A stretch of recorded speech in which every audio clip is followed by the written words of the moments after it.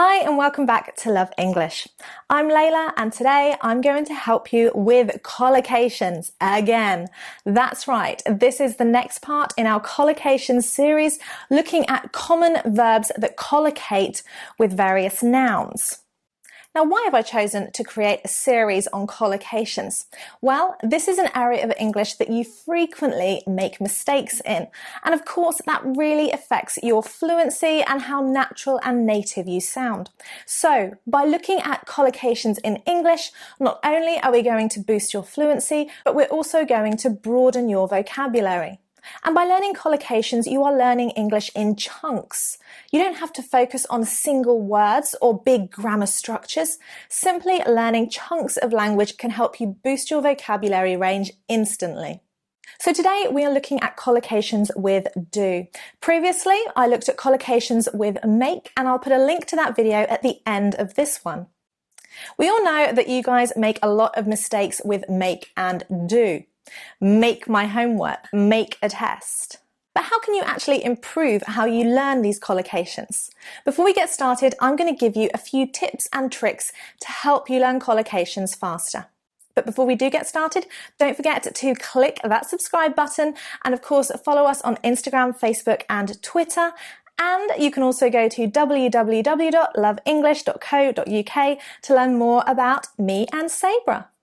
Let's get started.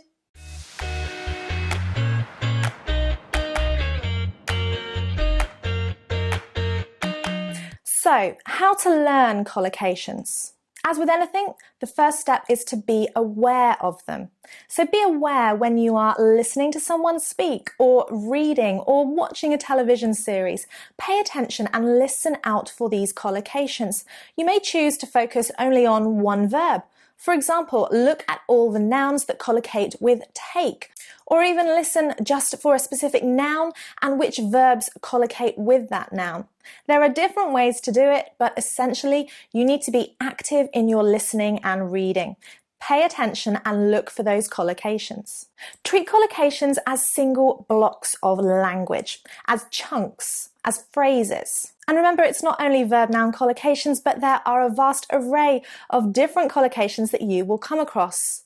So for example, the verb remember, remember. Vividly remember, rightly remember, distinctly remember. I distinctly remember you saying you were going to be here at 8 o'clock. I vaguely remember saying that. So there we are looking at one particular verb and the different adverbs that collocate with it. And of course, when you do notice these collocations, make a note in a vocabulary book. Be active in your learning and take notes so that you can review them, go back and practice using them. Reading. I know it might not be your favorite thing to do, but in fact, reading is one of the best ways to boost your vocabulary because you'll be seeing the words, so you make that visual connection rather than just listening. And of course, you could also use audible books, which gives you the best of both worlds. You'll be hearing the collocations and reading them. Of course, learning collocations in groups, whether that is by topic, travel collocations, health and fitness collocations, work collocations, or by verb, take, make, do, get. You can learn collocations in groups. That way you'll be making the connections with the same word or topic.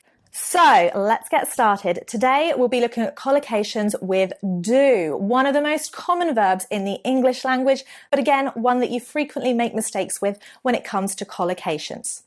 Now, what does the verb do actually mean? The verb do is associated with obligations, something you have to do, you're required to do, actions, and repetitive tasks, which includes things like housework, not something I really enjoy. So let's have a look at 49 of the most common examples of collocations with do. I know the thumbnail said 50, but I'm going to ask you to add one. See if I've missed any collocations with do out. So number 50 will be up to you to add. Number 1, do a course. Do a course. I did a course on cooking. Do a deal. Do a deal. You do a deal in a business situation. Do a favour. Would you mind doing me a favour and helping me with my bags? Do a good deed, meaning to do a good thing for somebody. I helped an old lady walk across the road. I did my good deed for the day. Do a good, do a bad, do a terrible, do a wonderful job of something, meaning to complete a task well or badly, depending which adjective you use. Do a report, or of course you can write a report, but often we would say, I did a report on the topic. Do anything, do everything, do something, do nothing. Do badly. I did badly in the test.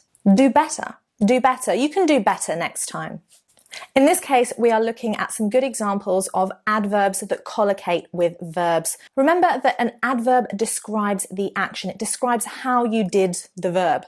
So you could kick a ball hard, for example, or kick a ball badly. In this case, we can use do with do better and do badly. Do good, do well, or do harm. In this case, that's actually a noun. To do harm to someone is to cause some kind of injury. That could be physical, mental, anything that hurts them in some way. To do harm. Number 10, of course, you can do business. Do business. Do the crossword. Do the crossword. Do a puzzle. Do damage. She did a lot of damage to my car when she crashed it. Do exercise. Of course, that's not something I'm very familiar with, but Sabrah is a little bit better than me at doing exercise. You can do an experiment. Do an experiment. Do your homework. Do research. Do someone wrong. If you did wrong by someone, this is an expression to say you didn't do the right thing for them. She did me wrong when she cheated on me. Do something right. Do something right. Or you can do right by someone. A nice expression there for you. You've got to do right by her and propose. Ask her to marry you. Or do the right thing and ask her to marry you. Of course, there's do something wrong. Do something wrong. Or you can do wrong by someone. Do wrong by someone in the same way that you can do right by someone. Do sums. Do maths. Do mathematics. Now we're looking at a few collocations related to housework, something I'm not very happy doing. So let's have a look. Do the cleaning, do the cooking, do the dishes, do the washing up, which is essentially the same thing. You do the dishes or you do the washing up, unless you have a dishwasher like me, which is much better. Do the housework, do the ironing. Hate ironing. Do the shopping, do the laundry.